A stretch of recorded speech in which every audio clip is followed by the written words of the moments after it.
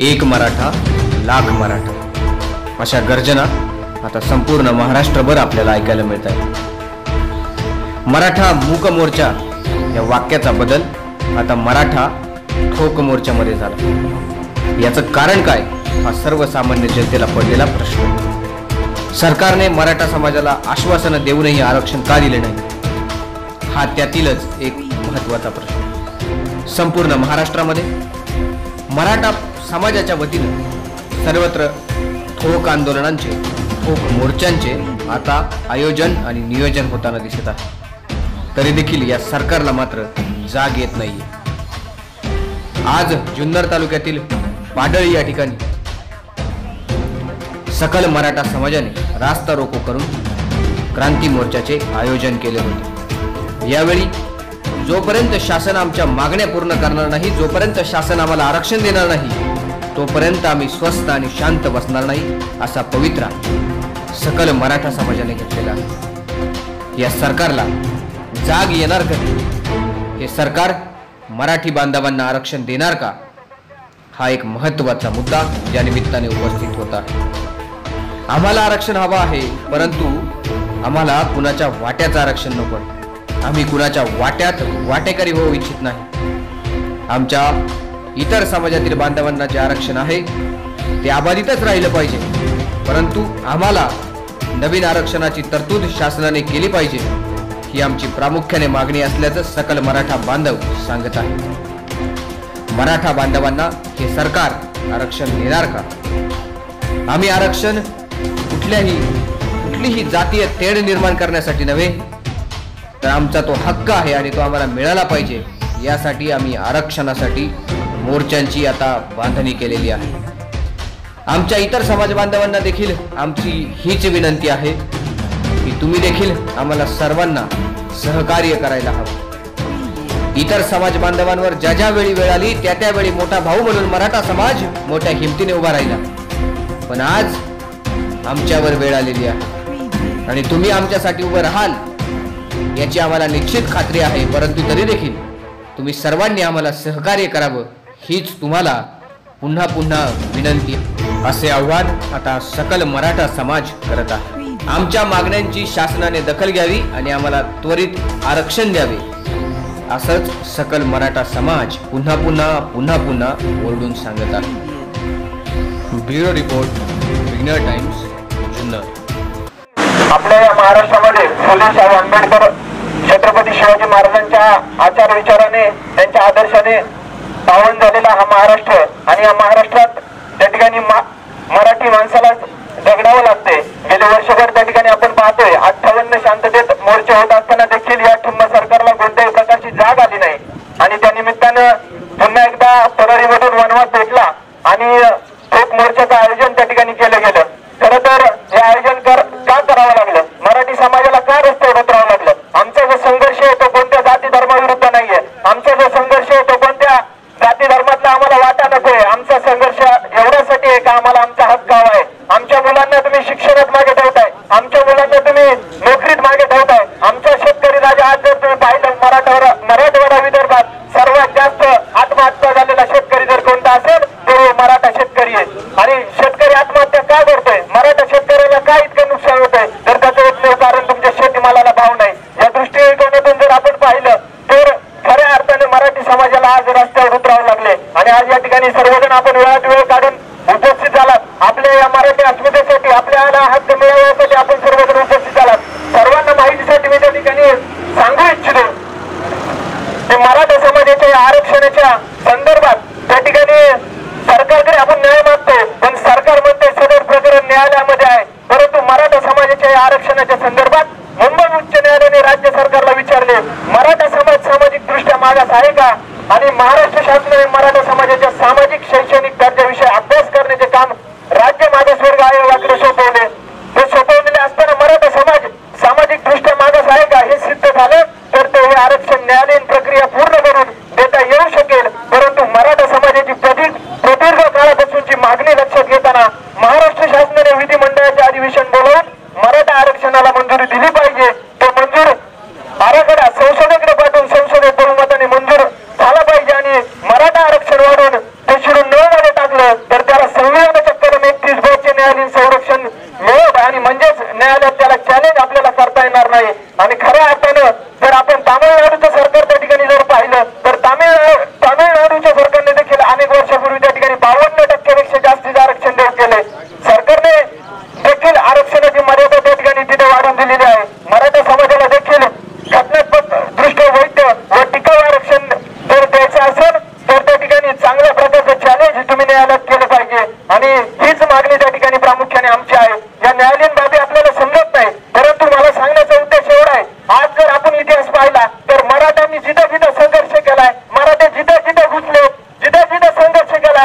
तिथे मराठी माणसाने इतिहास रचलाय आणि कोण म्हणतं मिळणार नाही, घेतल्याशिवाय राहणार नाही. अरे कोण म्हणतं मिळणार नाही, घेतल्याशिवाय राहणार नाही.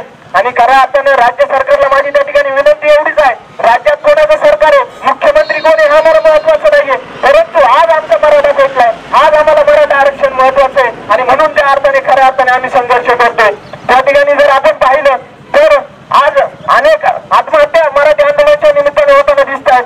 त्या ठिकाणी मराठा बांधव आत्महत्या करतो, ही वेळ का आली, सरकारला अजूनही जात कशी येत नाही. त्या ठिकाणी मराठा बांधव आपल्या घरदार सोडून आत्महत्या करताना रस्त्यावर दिसतोय आणि निश्चितपणाने ही मोठी खेदाची बाब त्या ठिकाणी आपल्याला म्हणावी लागेल. या निमित्तानं मी एवढंच सांगेन, सांग भितुरांना या छातीवर तुटल्या तरी हजार तलवारी, सांग भितुरांना या छातीवर तुटल्या तरी हजार तलवारी, कवटाळलं मरण्यास पर मराठा कधी फिरला ना माघारी. अरे आमच्या शिबिडायची ताकद त्या तख्तात नाही, अरे आमच्या शिबिडायची ताकद त्या तख्तात नाही आणि माघार घेणे मराठ्यांच्या रक्तात नाही.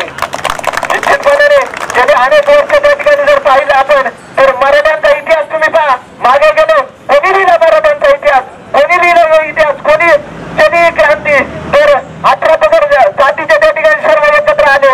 ज्या महाराजांनी हा आदर्श घालून दिला ते शिवाजी महाराज, ते संभाजी महाराज आणि या आरक्षणाची सुरुवात ज्यांनी केली ते छत्रपती शाहू महाराज यांच्यापासून त्या ठिकाणी हे मराठा आरक्षण भेटले. परंतु आर्थिक सामाजिक दृष्ट्या आज मराठा समाज त्या ठिकाणी खालवलेला दिसतो आणि निश्चितपणे जाता जास्त काही बोलणार नाही, पण शेवटचे 4 वाक्य बोलतो आणि थांबतो. माझं या राज्यकर्त्यांना एवढंच सांगणे, भ्रष्टाचाराच्या आगीमध्ये घरे आमची जाळली किती, भ्रष्टाचाराच्या आगीमध्ये घरे आमची जाळली किती, खरं सांगा पुढाऱ्यांना वचने तुम्ही पाळली किती, अरे खरे सांगा पुढाऱ्यांना वचने तुम्ही पाळली किती.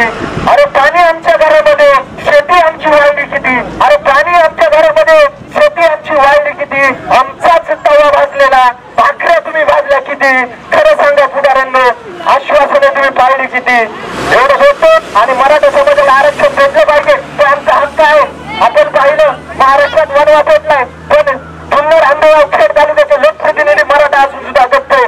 मी त्याचा जाहीर निषेध करतो. जर तुम्ही मराठा म्हणून जर आमदार या पदावर आहात तर निश्चितपणे तुम्ही आवाज उठवला पाहिजे. मराठा समाज कसा मागे उभं राहील सांगा ना. आमच्या मुलं आत्महत्या करतात, इतर वेळी तुम्ही आवाज उठवता, इतर वेळी तुम्ही फ्लेक्सवर छत्रपती शिवाजी महाराजांचे नाव घेऊन राजकारण करता आणि यावेळी मात्र मराठा समाज अडचणीत असताना कुठे गायब झालात हा सवाल माझा राज्यकर्त्यांना आहे. एवढं बोलतो आणि थांबतो. जय हिंद, जय महाराष्ट्र, एक मराठा, एक मराठा. पहिला मुद्दा जो आहे तो म्हणजे मराठ्यांना आरक्षण मिळालं पाहिजे नोकरीमध्ये आणि शिक्षणामध्ये. दुसरी गोष्ट अशी आहे, स्वामीनाथन आयोगाच्या शिफारसी ज्या आहेत त्या लागू झाल्या पाहिजेत. तिसरी गोष्ट अशी आहे, 19 फेब्रुवारी हा शिवजयंती म्हणून सर्व राज्यभर जाहीर झाला पाहिजे, सर्व जगभर साजरा झाला पाहिजे. ही एक मराठा समाजाची मागणी आहे. आता जी शासनाने 72,000 लोकांची मेगा भरती जी काढलेली आहे ती मेगा भरती मराठा समाजाला आरक्षण पूर्णपणे जाहीर झाल्याशिवाय कुठल्याही प्रकारची भरती करण्यात येऊ नये. या ठिकाणी अशा पद्धतीची सर्व मराठा समाजाची मागणी आहे.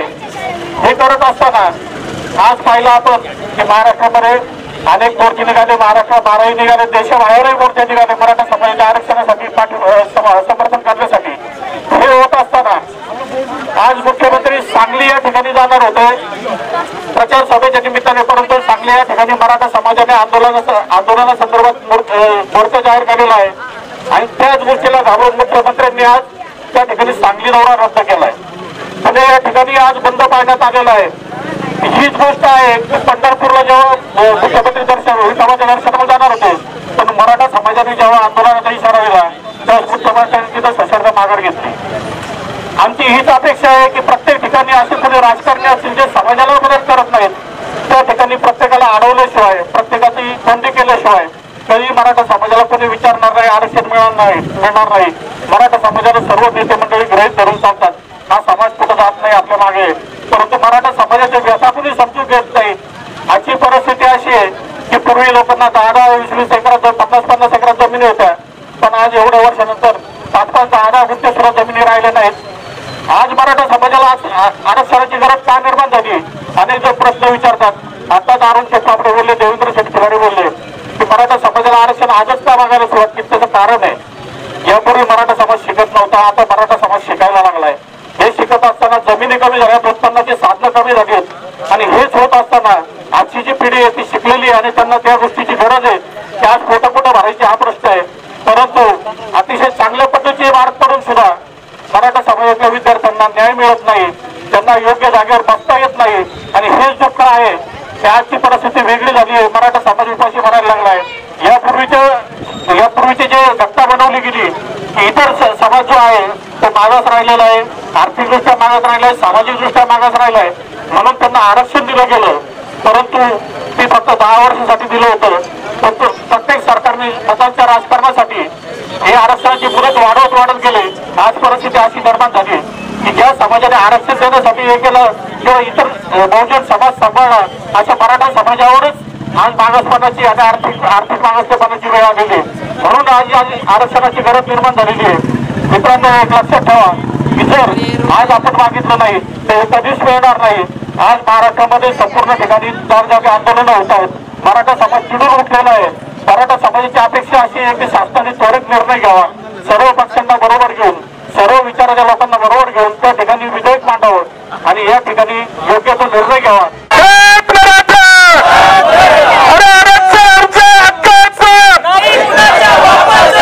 आम्हाला आरक्षण पाहिजे. पुढचं सरकार आणि मागचं सरकार याच्याशी घेणं नाही. आम्ही जे मागतोय ते आत्ता मागतोय. तुम्ही त्याकरता आत्ता द्या. आमची जी मागणी ही कायम राहणार आहे. आम्हाला इतरांच्या हक्काचं काही नकोय. आम्हाला आमचं स्वतःचा हक्क पाहिजे. त्याकरता आम्ही वेळोवेळ प्रत्येक ठिकाणी मोर्चे काढून आपल्याला विनंती करण्याचा प्रयत्न केलेला आहे. पण पुढील काळामध्ये आमच्या मराठा समाजाने आता तुम्ही पाहिले मोठे मोर्चे काढलेत, कुठे प्रोटेक्शनची गरज लागलेली नाही सर. परंतु मी प्रशासनाला विनंती करतो तुम्ही आमच्या त्यानंतर निवेदन दिल्यानंतर तुम्ही मंडळी सगळे हजर झालात तर मला वाटत नाही साहेब इथून पुढं किंवा इथून मागं पुढे पोलीस प्रोटेक्शन आमच्या मराठा समाजाला लागलेलं नाही. त्याच्या आमचा मराठा समाज साहेब त्यांनी बघावं, आम्हाला चॅलेंज करावं किती प्रोटेक्शन देतात आणि आमचा समाज किती आहे.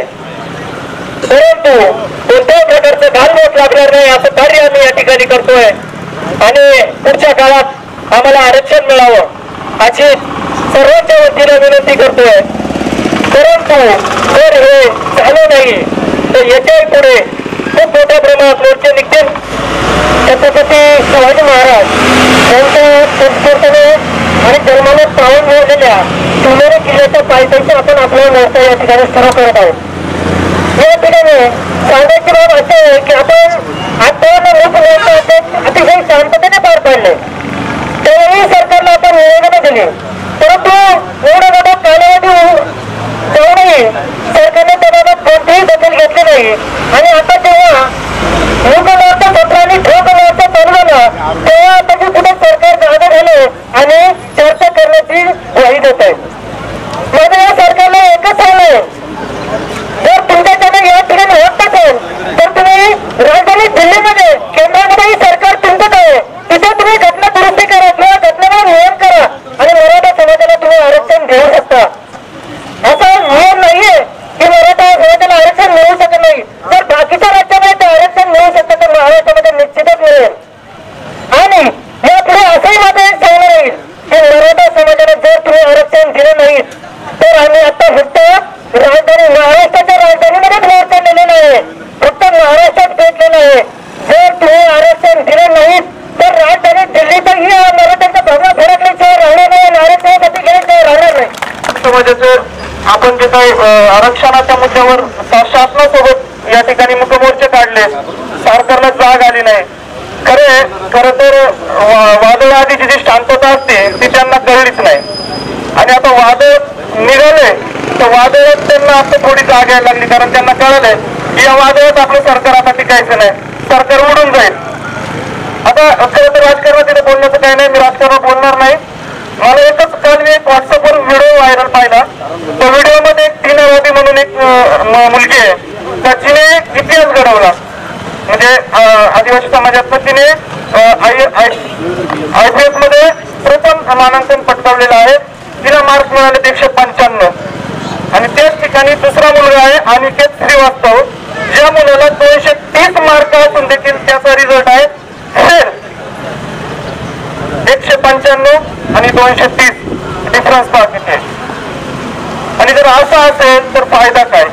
तुम्ही शासनात नोकरीसाठी कशासाठी गुणवत्तेवर घेताय की आरक्षणावर घेताय? आणि मग तसं असेल तर आरक्षण आमचा हक्क आहे, तो आम्हाला मिळालाच पाहिजे. आरक्षण मिळण्यासाठी या ठिकाणी आम्ही आता शांततेने मोर्चे काढले. आरक्षण मिळालं नाही तर नक्कीच या शांततेचा उद्रेक झाल्याशिवाय राहणार नाही. मराठा आरक्षणासाठी गेले 58 मोर्चे आपण मागच्या असणाऱ्या वर्षाच्या कालावधीमध्ये काढले. त्या मोर्चाला नाव होतं मूक मोर्चा. आता जे मोर्चे आपले आहेत निषेध मोर्चे. आणि जर समजा शासनाला याही माध्यमातून जाग आली नाही तर निश्चित प्रकारे आपल्याला आता पुढचा मोर्चा जो करावा लागेल तो धरपकड मोर्चा. आणि धरपकड मोर्चाच्या माध्यमातून त्या ठिकाणी खऱ्या अर्थानं आपल्याला सरकारला वाटणं आणावं लागेल आणि आपलं आरक्षण आपल्याला या निमित्तानं मिळवावं लागेल आणि घ्यावं लागेल.